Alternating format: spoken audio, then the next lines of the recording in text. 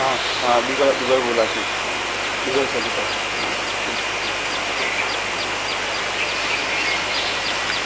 जय श्री माता जी। हम सभी श्री माता जी के श्री चरणों में प्रणाम करके अपनी कुंडलिनी उठाकर बंधन लेंगे। We will all bow down at the lotus feet of Shri Mataji, raise our kundalini and put ourselves in bandhan.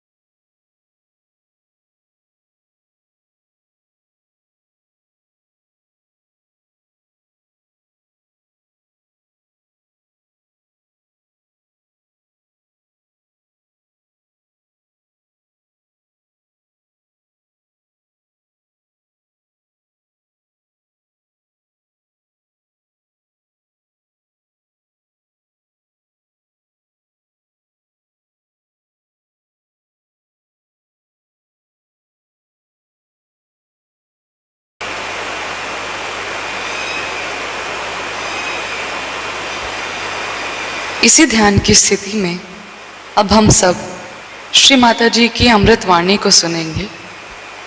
In this meditative state, let us now listen to Shri Mataji's Amrit Vani.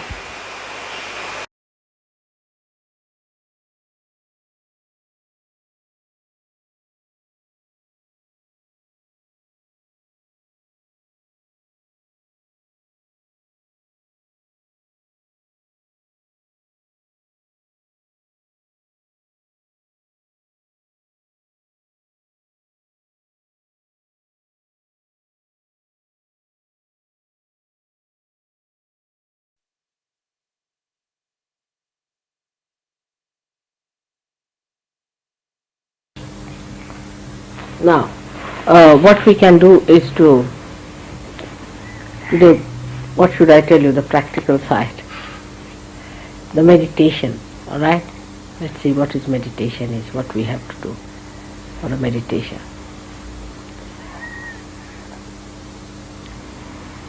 The first thing we have got is the left side,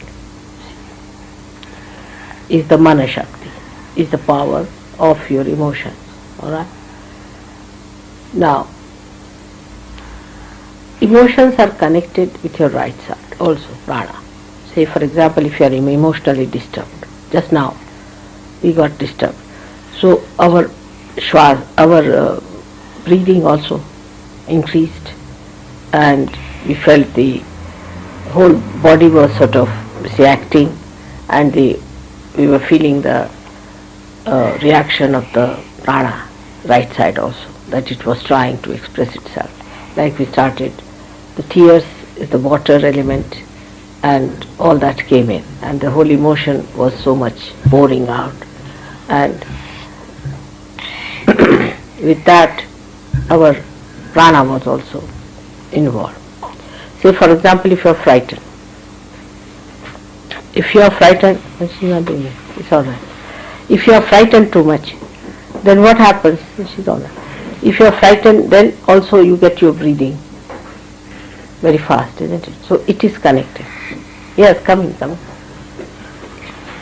So it is connected. If you are frightened, it is connected with your prana in your breathing, and your whole system is connected with your emotions, physical system.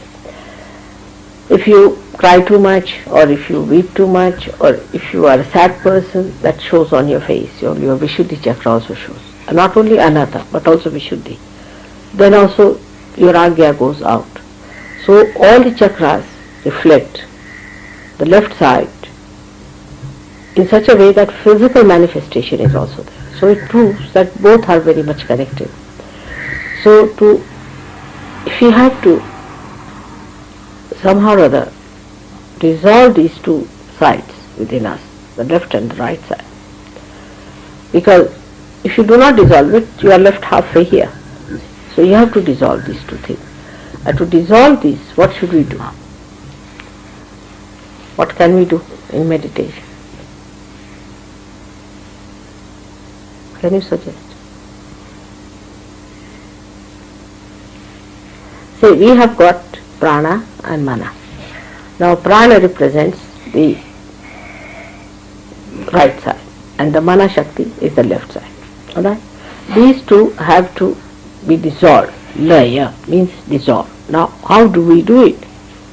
To dissolve these two things. They are connected with each other.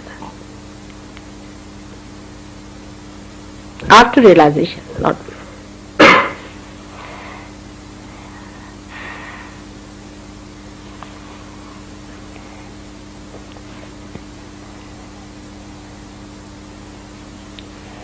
So before meditation, we give ourselves a balance. Alright? Which side is more, which side is less. At the time, supposing you are emotionally that time disturbed, then you put your right to the left. If you are that time disturbed on the left side, disturbed in the sense that if your left side is frozen, then you raise your left side and give yourself a balance before meditation. Now, let us see which side is less, first of all. Put your hands like this. Like this. Are you alright? Getting cool breeze? Getting it? In this I am not alright.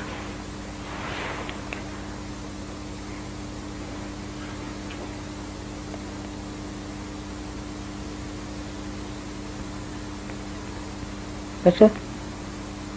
Are you getting in this side?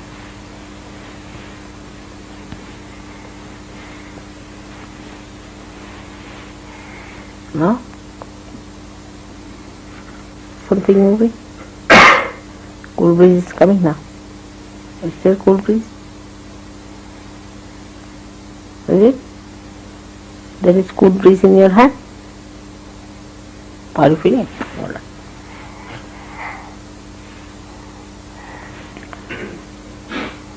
So, once you have given yourself a balance, then the best thing is to pay attention to your emotions, to Manashakti. Watch them. You can enlighten your emotions by thinking of your mother, right? Just enlighten them. Just she will solve the problem. Whatever are the problems in the mana, alright? So once you get connected with those emotions and you start looking at them in your meditation,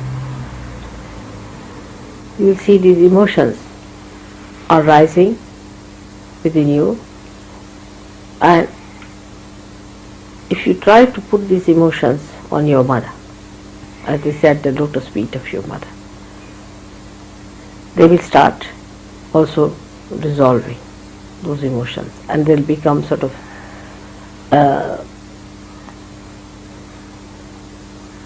expands. You will extend that in such a way that you will feel you are in control of these emotions. You are in control of them, and by that controlling those emotions, your emotions which are expanded, enlightened, are powerful. And these emotions, when you feel that way, then the cause of those emotions can be solved. For example, just now, you got emotionally stirred up because I talked about, say, these children. Naturally, anybody would be. Now, when you are stirred up with that, you put that problem of those feelings that are rising in you, that those waves of feelings that are coming at the lotus feet of your mother. So they get touched, say, by that power, you can say. Then these emotions become enlightened. And when these emotions become enlightened, they have a power to solve the problem. Do you see the point? As if they have reached the shore where they got the light, and this problem can be solved.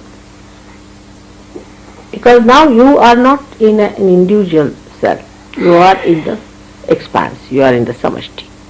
And because you have entered into that position, that's why you have got these powers of entering into another person's body, to see the vibrations of another person, to raise the kundalini. Otherwise, you could not have done it. So for you it is very easy to do it, because I am also sitting here in person. So easy to put these emotions just there so that they get enlightened and your wish is fulfilled. Because emotions are nothing but wishes. These are unfulfilled wishes. Now, how they do it otherwise is also this way, that you take up these emotions and put them. So that is, these emotions are actually the left side, as I said, is the desire. So the desire is taken, any desire, and is put in the prana. Now how do you put it on the prana? That you control your prana. That's why they do pranayamas. See, like you sit down now very comfortably. Now you have a desire, you put your attention to that. attention is very important. See? Now this attention is to be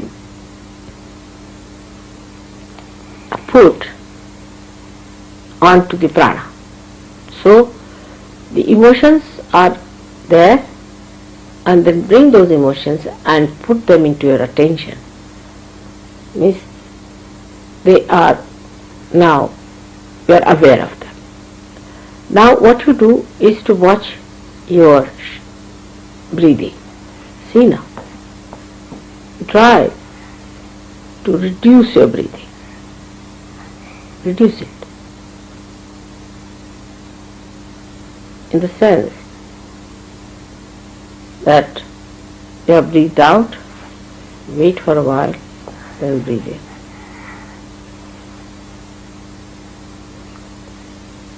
For a long time, then you breathe out. So in 1 minute, your breathing will be less than normal. Alright, try that. Breathe in. Now with the emotions, keep the attention on the emotions, you see, so that the connection is established.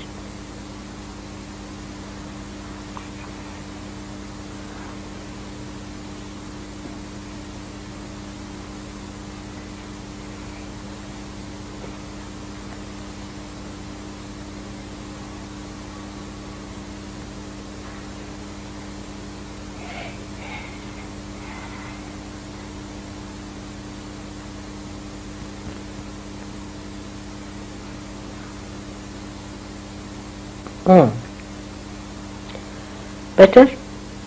See the Kundalini rises?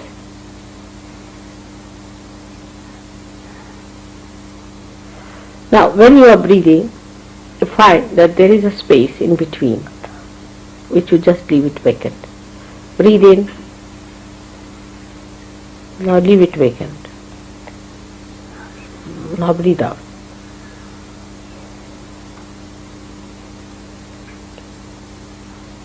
Now leave it vacant.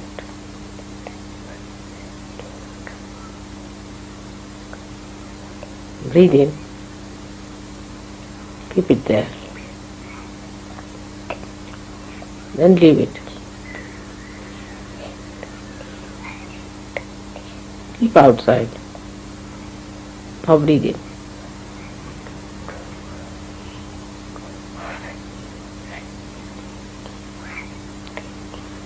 Now start breathing in such a way that you stop your breathing.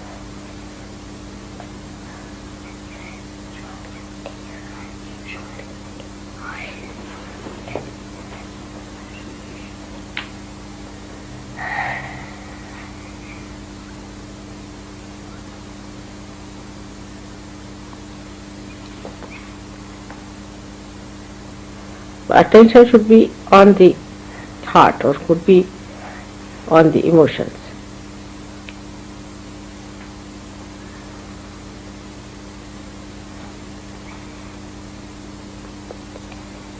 Better.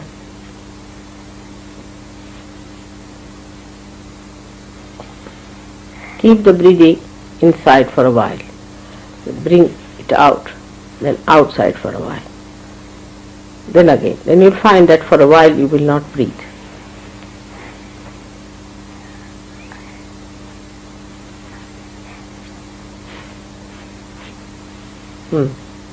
See, you settle down. The laya takes place between your prana and your mana. Both the Shaktis become one. Now, at this stage when you are silent, now you think of your intellect.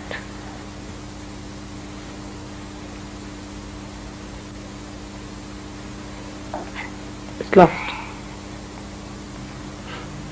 Just think of it, it's lost, it's no more there. So what is happening actually, that this laya, the attention goes into the intellect and enlightens the intellect.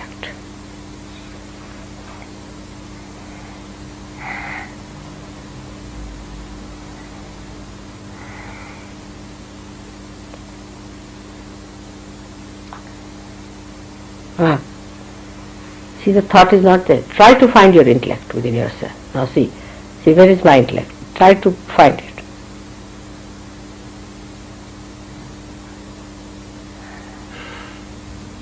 not there.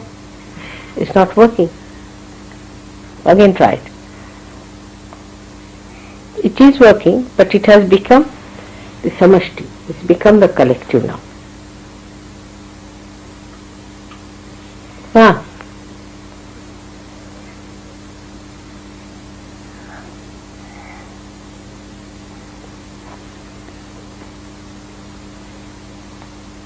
See now? Did you follow that?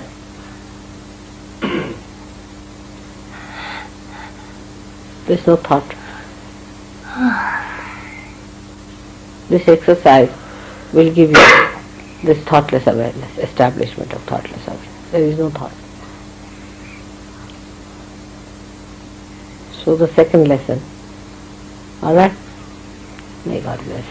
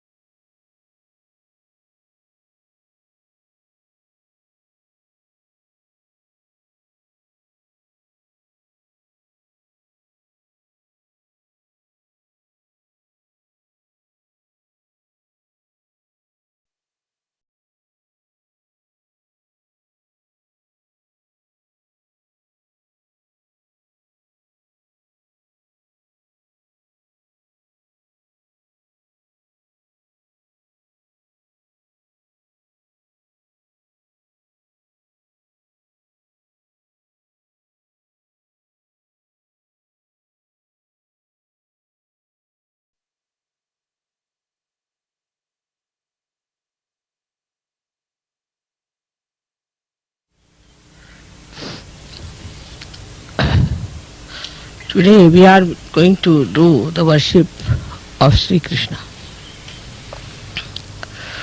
Shri Krishna came at a time on this earth when in India the people were very much ritualistic. They had become slaves of the so-called Brahmins, who had no idea about God at all, because they started a theme that a Brahmin can have a Brahmin son. So the birth determined the caste of a person. Before that, it was not that a Brahmin would have a Brahmin as his son. It's also true that if you are a realized soul in the real sense, if you are a really realized soul, then you must have a child which is a realized soul. And that is how also, if it was said that if the father is a Brahmin, is a realized soul, his son also becomes a Brahmin. Because you are a Sahajogi now, you can understand that a Sahajogi's son normally becomes a Sahajogi. So it was agreed that children of a Brahmin will be called as a Brahmin. Gradually it amounted to this, that any child born out of a Brahmin was called as Brahmin.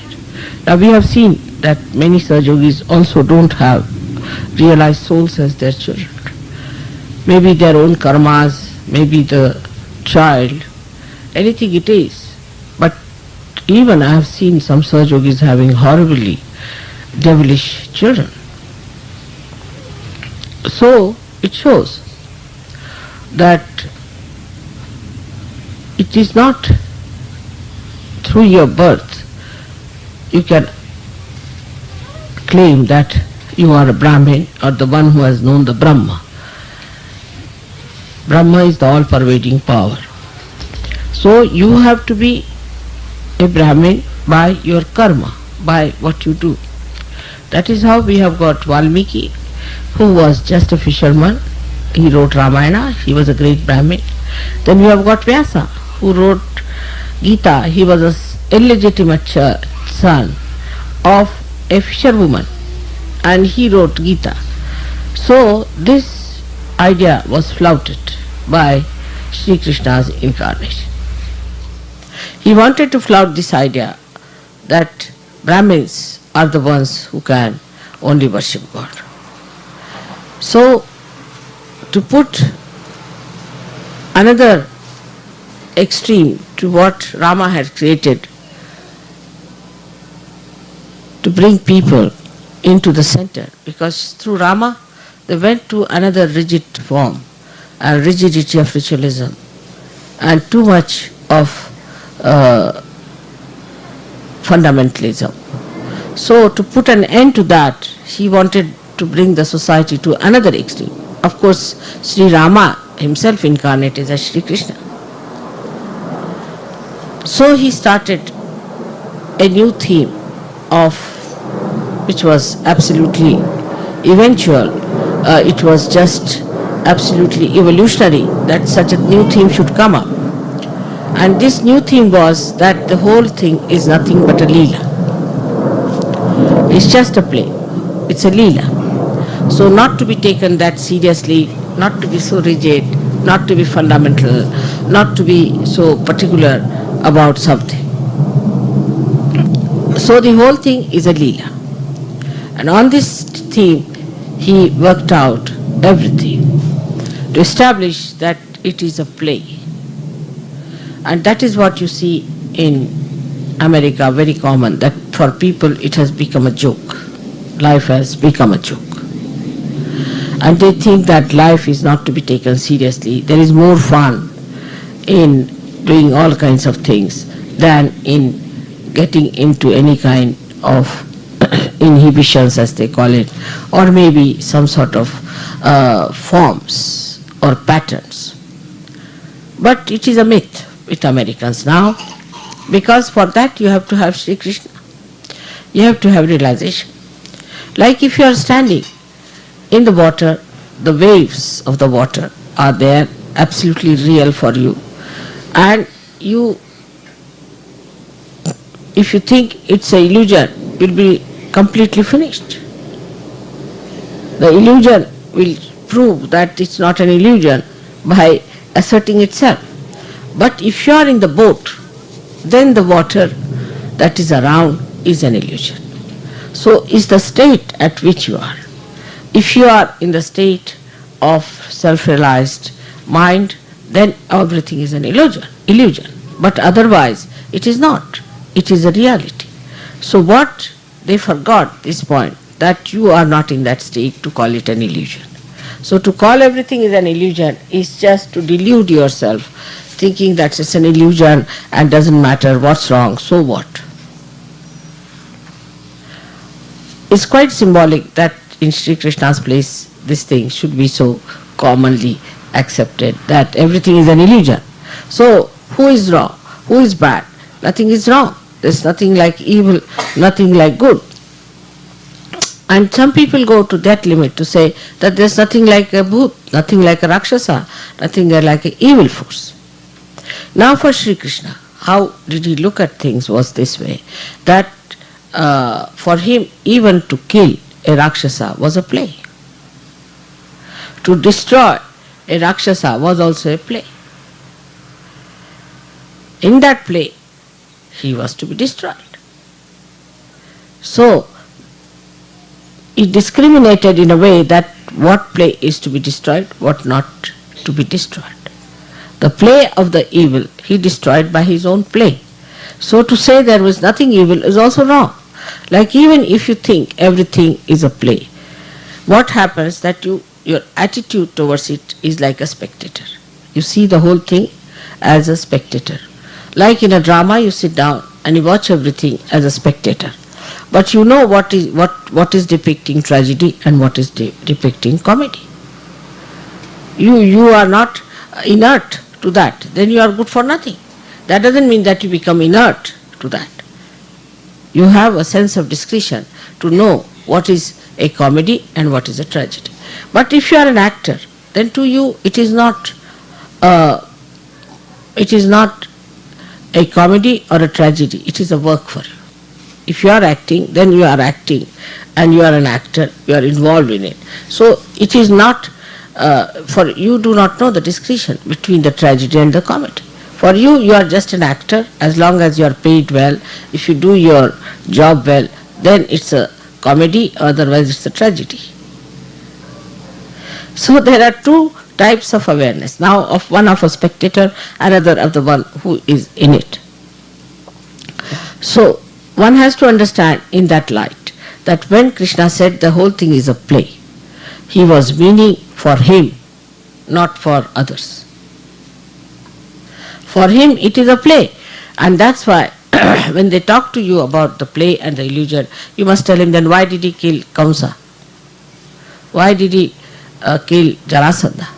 Why did he kill all the people who were following Kamsa? So to him it was a play, everything was a play, and he did it in his own attitude of a play. So the first thing, if you are awakened by Shri Krishna's powers, then the first thing that should happen to you is wisdom. Now the wisdom is something you cannot describe. You cannot say what is wisdom. It's very difficult to describe it or to delimit it. Wisdom is a temperament, is a quality of a personality, which comes to you by balancing yourself, by trial and error method.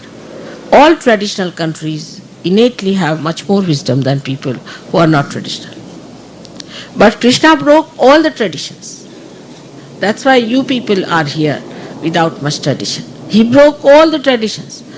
But he was Shri Krishna, so he did not need any tradition at all. But for you, you have to understand from the people who have tradition what is wisdom. So we do trial and error. We make mistakes, from that we learn. But when the ego is so strong, in a country like America, when we do wrong, we do not want to accept it was wrong. It was against our assent. It was against our higher goals. We get satisfied with the lower goals. Like I've seen people who do some funny things in surgery. They don't realize that this is absolutely against them. Whatever they are doing is against them. They should not do this. This was wrong to do it. On the contrary, they catch on the left Vishuddhi. That is another catch they have on the Vishuddhi chakra. So, because you are indiscreet, you do wrong things. To develop discretion, outcome of all this is discretion. You make mistakes. When you make mistakes, instead of developing the discretion about it, that this was a mistake, next time we should not do it, facing up to it, what we do is to feel guilty about it, so you escape it, spoiling the other chakra also. That is how people get a problem on the left Vishuddhi. And left Vishuddhi is that you feel guilty. It's very good to feel guilty than to do anything about it. Well, that's the best way to escape it. Actually, we have seen that mostly left Vishuddhi comes from ego. When ego is too much, you can't bear your ego, so you put it in the guilty side of it. And you say, I'm very guilty, I should not have done it. Now the another side, which is also very dangerous, is the right Vishuddhi. Right Vishuddhi is the one by which we try to justify all our indiscreet behavior. So what's wrong? What is wrong in this? So what? All these things are right Vishuddhi problems. So it's very common. You tell somebody that it is wrong to do. For example, they paint their hair. You tell them don't do this, it will spoil your eyes. They will say, so what? We have a right to spoil ourselves. We have a right to destroy ourselves, as if they are Shri Krishna that they can destroy themselves, can they? They cannot even create a little ant. Leave alone ant, they can't even create a stone. And how do they have right to destroy themselves? So this is the right side thing, where we think that we have the right to destroy. As I told you about eyes yesterday, is very important.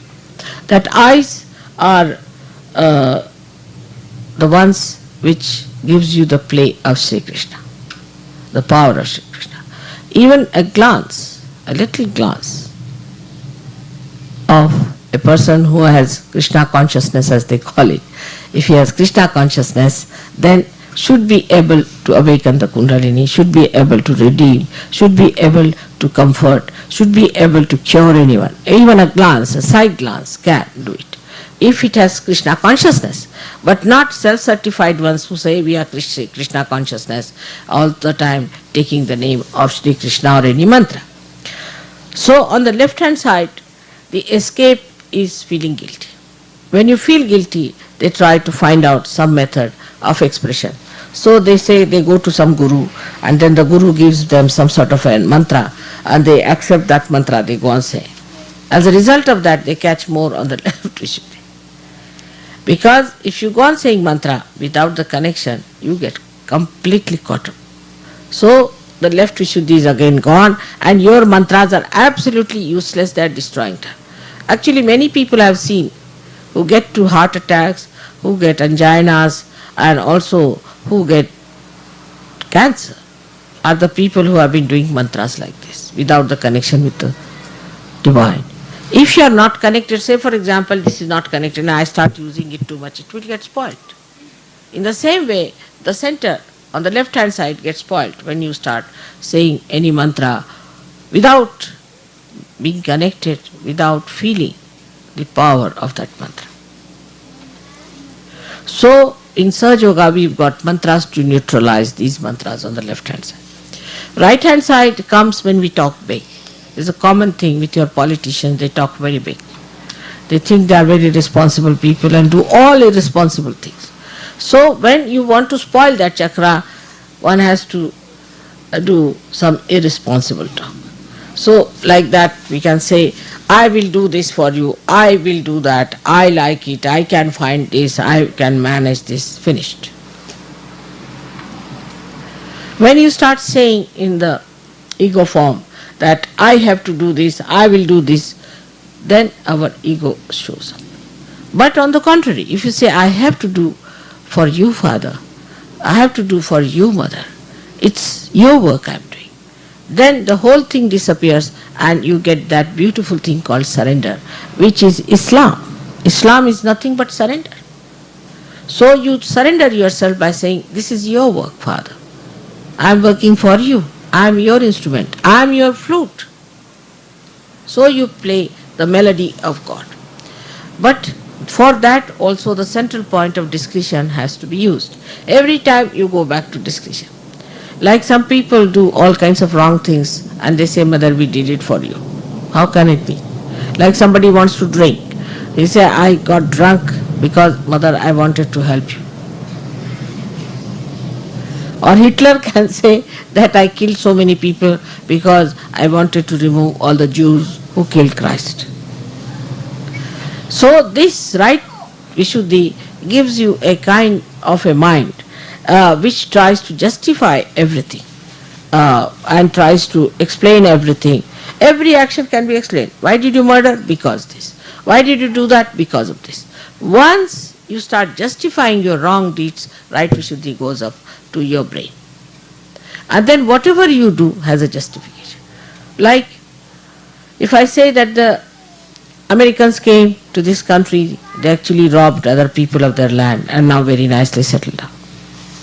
Now, when I say that, immediately most of them will go to the left Vishuddhi. Oh, we are very guilty, we did this, we did that. But a real Sahaja won't do that. A real Sahaja, what he will do? He said, all right, this is done by my forefathers, I did not do it. But I can try to rectify. I'll try to be beyond racialism. I'll look after these people who have been robbed. I'll try to give them whatever is possible. This is the way you face, and not just to say, oh, I'm so guilty that my forefathers did this and all that. But what are you doing about it? Like I went to Switzerland and I said, don't feel guilty. So one lady said that I am feeling guilty for Vietnam. I said, what did you do there? Why are you feeling guilty for Vietnam? Of all the things, at least you did not go to fight there. Why did you feel guilty about it? So she says, I am feeling just guilty because I think we have done a wrong thing. I said, but how do you call yourself we? So this is also another point which comes out of indiscretion that we suddenly become a personality which is a part and parcel of the whole. So we think that, oh, we in Americans are of the world. All right, how? The day you become the world, most of the problems will be solved. They are the greatest headaches, like Russians are. Both are headaches to the whole world. If they become the whole world, there is no problem. There is no problem, because then they become the love. But just assuming a situation where we think, we are, we. Who are the we? Husband and wife can't live together. Children and father cannot live together. Mother cannot live with the children. What are we? Where are we? Such fragmentations. They'll fight over small things like a penknife or something. Which penknife to be bought? For that they will fight. How are they we? There is no union, there is no concord. Just the opposite of all that is the Vishuddhi Chakra. So, from the very beginning, if you see that a person who is a realized soul should see everything as a play. Even the destruction of evil is important. Even the killing of the evil is important. If you do not kill the evil will rule. Do you think Hitler should have been saved and should have been put in charge of God? He saved by killing him. Because he was destroyed, because everything was destroyed, he saved. This is to be understood in his life, Krishna's life, that this is first thing happens. So that for you people, evil is to be finished. So what you have to pray, that, oh Lord, finish all the evil of the world, all the destruction of the world, all the minds which build up our destruction, please try to neutralize it. This is what a Sahaja Yogi should ask for. Instead of that, they try to sometimes identify themselves with these ideas. That's not correct. You have to stand up and you have to say that is wrong. We are not to destroy anyone. We are not to kill anybody. We have no right. So when Krishna told Arjuna that you kill everyone who are related to you, who are your friends and who look like your gurus, but they are already dead. It was Shri Krishna who said. It was the incarnation of Shri Krishna said it. That doesn't mean that you start killing everybody, becoming Arjuna. You are not Arjuna. That is how Anand Marg, organization came up. We started killing everyone, thinking that they have a right to kill. How? You have no sense of right and wrong. How can you kill anyone? Or how can you save anyone? First of all, try to save instead of killing. Supposing you are faced with a boat which is in danger, people are getting drowned and you find that you have to save the people. Will you kill the people there or you try to salvage them? There is no occasion for killing now. You don't have to worry about killing. Let God do that job. What you have to do is to save people. You have to save as many as possible all the time. And those who are wrong type of people, you just forget about them. You just move them out. Take them away. Have nothing to do with them. Do what you like, but do not kill them. So that is one thing one has to understand at Sahaja Yogis. That you are not here to kill anyone, to destroy anyone, to trouble anyone, or to do something that is not proper. Even there is no need to say harsh words. God is going to look after. He is so anxious today. You are on the stage and He is so anxious to help you in every way because you are doing His work. But doing His work, you don't take up His sword into your hands and start killing everyone. That's a very common thing. We do it in Sahaja Yoga. I have seen people become very aggressive. They talk very aggressively, especially the newcomers who come in a program. Instead of being kind, nice, compassionate, good to them, immediately they say, you are a bhoot. Very common. You won't find me doing that anytime, do I? then you start aggressing each other also, which is against the principle of Vishuddhi. You are not to aggress, you see, because whole thing becomes discretion. What is discretion is diplomacy. The divine diplomacy is expressed through your discretion. If you have a sense of discretion, now you know this man is dangerous. He is troubling you. Now, if you have a proper sense, you will remove that person in such a way from amidst yourself that there won't be any more discretion or destruction. But on the contrary, what you do is to challenge that person. And a big fight starts. And Sahajogis then fight, I tell you, sometimes I don't know what to say about their fights. So must have discretion, must understand. A situation develops. For example, a situation develops where you find somebody is telling you, you see, this person had said this about. Then the same person goes and tells another person, that person has said this about. Then you start quarreling. Instead of finding out the basic reason, instead of finding out why this is happening, why such a situation has come within ourselves. We were friends, what has happened? Instead of that, one starts fighting, getting angry. That's not a sign of any realized soul expression. Realized soul's expressions have to be extremely discreet, delicate, beautiful. Nobody should notice that you have been in any way effective. And that's how you'll work it out. So the incarnation of Shri Krishna, as we say, is the incarnation of the divine diplomacy. So he plays. Give you an example how he plays. There was a Rakshasa, a devil, who had a blessing from Shiva that nobody can kill him. And only a saint who has never opened his eyes all his life, if he puts his eyes on him, he will be killed.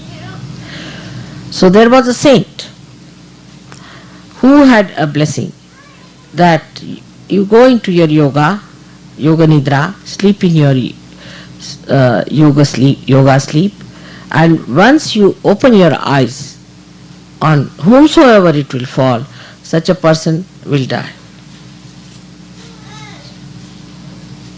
Alright. So Shri Krishna was very clever. He was fighting this devil, and this devil was about to kill Shri Krishna. And Shri Krishna knew all about this, his background. So he started running away from the field. So he's got a name called Ranchor Das. The one who runs away from the battlefield is regarded as something really derogatory, because it's not something great to run away from the battlefield. So he didn't mind. He ran away, and then this devil started following. And he went into the cave where this great saint was sleeping in his yoga nidra. And he removed his shawl and put it on slowly, delicately on that saint and hid himself. So this Rakshasa came behind him. He saw him lying down there. He thought this was Shri Krishna. He said, so now you are tired, you are lying down here. Come along now, open your eyes. And as soon as he pulled the shawl with little strength, see, this fellow got up and his eyes looked at him and he just was burnt. And he did not mind getting the bad name of Ranchor Das. That is the sign of diplomacy. So the whole discretion of his is playing throughout his life, the whole discretion, what he should do, what is right, what is wrong, he doesn't have this problem. Then he had to have his powers, all of them brought on this earth. So he played a trick. He got all those powers in the form of women, young women. And he made one king, you see, drag these women into his own court for him to use them. But he could never touch them. So Shri Krishna went and defeated this man. He has to have justification also. He has to have a religious justification for doing something. So he killed this king, brought all these women, and they all became his wives, so-called. All kinds of tricks he used to play. I'll tell you the Radha's trick that he played. Today I am wearing a dress like a Radha because she is Viratangana. She is the one who protects our Sushumna Nadi. She is the Mahalakshmi. And she wears the sari like this to protect. She wears this way. While she leaves her left hand open because this is the Shakti of Mahakali. And the right hand she closes because the right hand is the Shakti of Mahasaraswati, meaning the power of creation, because creation has been done already. She has created the earth and she has created human beings, everything is done. Now that is stopped.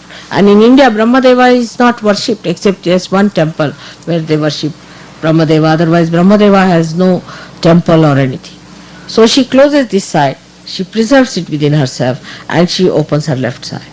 And in front of her is the complete protection made for all her disciples. This is the whole big achal she makes. Normally the achal is the other side of it, where the child is kept inside, hidden in the other sari. But in this one, the one that they have here, is the child is kept underneath this. So the whole ascent takes place of Mahalakshmi. And that's why this is the Radha's powers is shown. So I'll tell you the last story about her, which will conclude this talk about Radha and Shri Krishna. That one day, one of the wives of Shri Krishna was befooled by Narada. And Narada said, see, Krishna doesn't love you, he only loves Radha. He's just telling you stories that he loves you, that you are his wives. But he is not. He is only attached to Radha. So the rumor, you see, went into the women. All of them started feeling that, oh really, it is so. So they went and told Shri Krishna that you don't love us, you just love Radha. He said, who told you? He said, Narada. No, who told you this? He said, Narada. They said, Narada is just telling you lies. He is just trying to make some quarrel between you and me. So don't listen to him. They said, no, it's true. We can prove it. He said, all right. I don't know that, but just now got terrible pain in the stomach. Terrible pain. I can't get over it. So they got all worried. They said, what's the matter? What sort of a pain it is? What can we do to overcome this pain? He said, this very simple thing that you'll have to give me the dust of your feet to drink. If you can take out the dust of your feet and give me to drink, then I'll be saved. So these ladies used their brains. They said that already he doesn't love us, and then if we give him the dust of our feet, we'll be committing sins, and then it is going to be much worse. So what's the use of playing into his hands? He is very diplomatic. It's better to forget about it. He said, no, we don't want to do such a sinful thing. It's to give you the dust of our feet. It's not non-protocolish. We have nothing to do like that. You don't teach us all bad things. See, so they stopped it. So Narada came, he said, now what to do, how to get rid of your pain in the stomach? He said, there's only way out, you go to Radha and tell her that I've got a pain in the stomach and this is the medicine.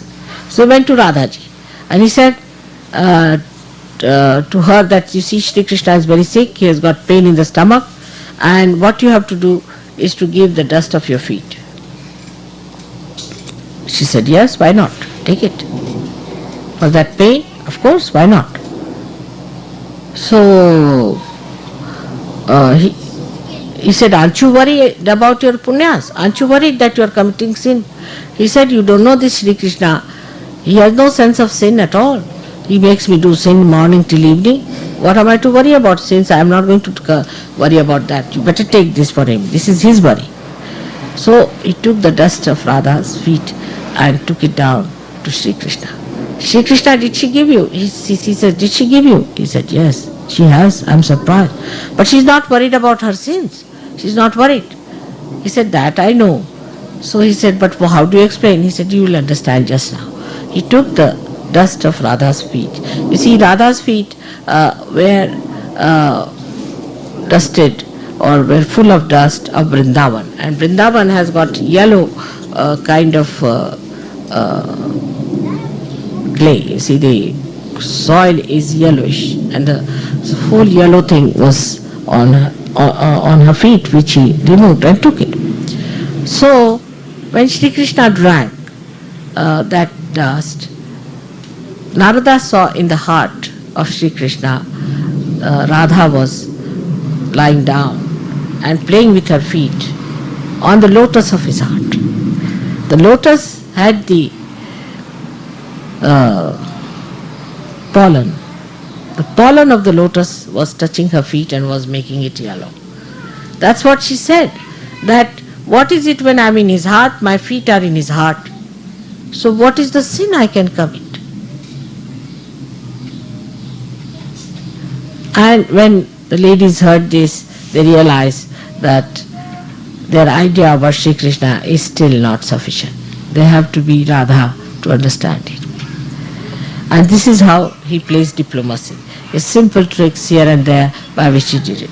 And to introduce the beauty of Leela, he started Ras. Ras is Ra is energy, Sa means with.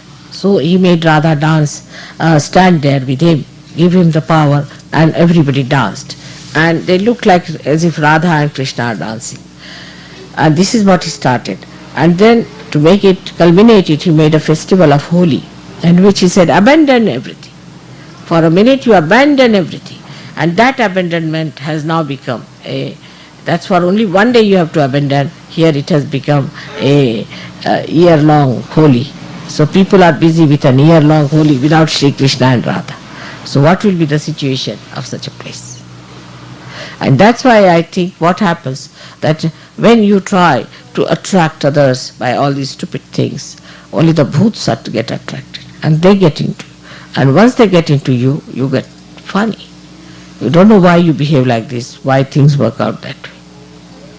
This is why we have to understand that we have to be attractive to God. And you will be only attractive to God if you have got your spirit. If the spirit is shining, then only you can be attractive. So may God bless you.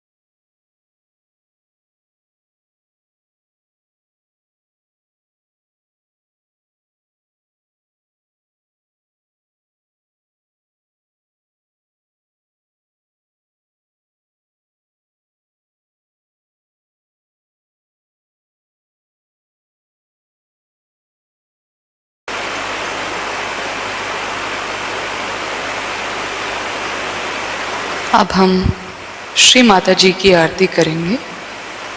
We will now offer Aarti to Shri Mata जी।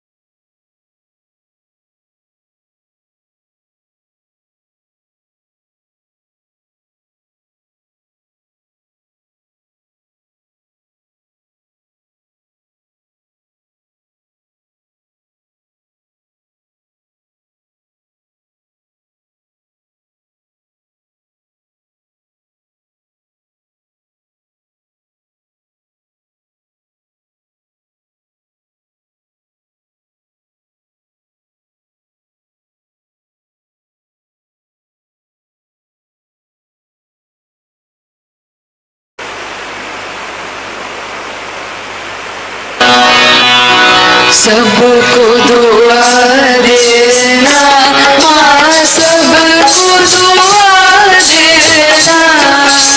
जय निर्मल माता जी, जय निर्मल माता जी, दिल में सदा रहना माँ, सबको दुआ देना।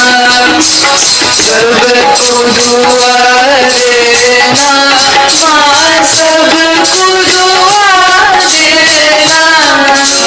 जय निर्मल माता जी, जय निर्मल माता जी, दिल में सदा रहना माँ, सबको दुआ देना। जग में संकट कारण कितने दिए अवतार माँ, कितने दिए अवतार।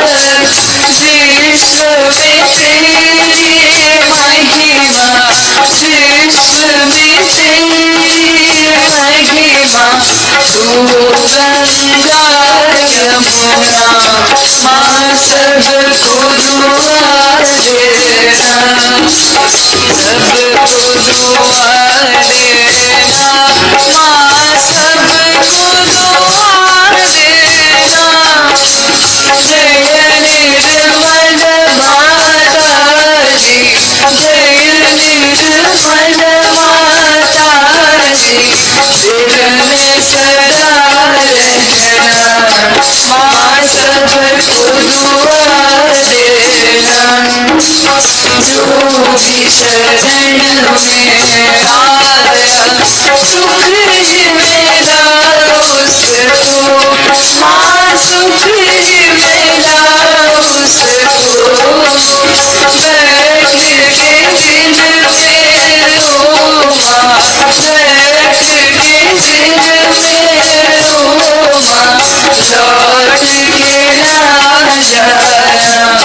माँ सबको दुआ देना, सबको दुआ देना, माँ सबको दुआ देना। जय निर्मल माता जी, जय निर्मल माता जी, दिल में सदा रहना, माँ सबको दुआ देना। मानव में अवतर के कर दिया उजियारा, माँ कर दिया उजियारा। कलियुग में माया है, कलियुग में माया है, फिर भी पहचाना, माँ सबको दुआ देना, सबको दुआ देना, माँ सबको दुआ देना। जय निर्मल माता जी, जय निर्मल माता जी, दिल में सदा रहना, माँ सबको दुआ देना। संतजनों की धरती है भारत माता, माँ है भारत माता। इस धरती पर आकर, इस धरती पर आकर दुख से दूर करना, माँ सबको दुआ देना, सबको दुआ देना, माँ सबको दुआ देना। जय निर्मल माता जी, जय निर्मल माता जी, दिल में सदा रहना, माँ सबको दुआ देना। जब दिल में आए मधुर संगीत सुनो, मधुर संगीत सुनो, हो सके जो सेवा, हो सके जो सेवा हमसे करा देना, माँ सबको दुआ देना, सबको दुआ देना, माँ सबको दुआ देना। जय निर्मल माता जी, जय निर्मल माता जी, दिल में सदा रहना, माँ सबको दुआ देना, माँ सबको दुआ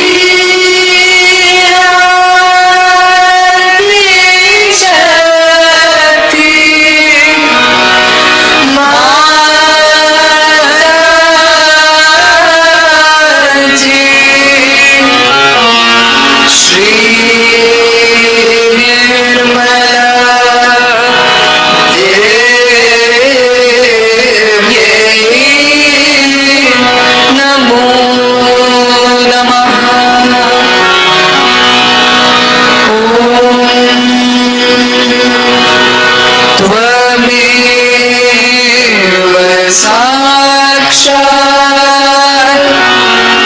श्री कल्की साक्षात् श्री आदि शक्ति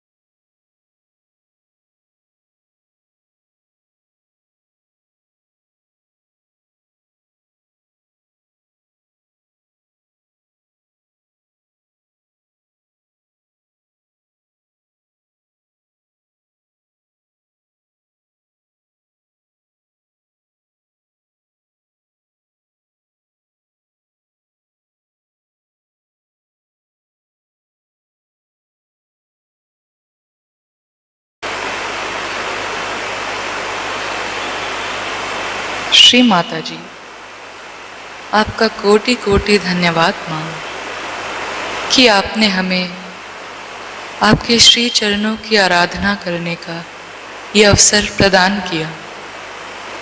thank you Shri Mata ji for giving us this chance to worship your holy lotus feet.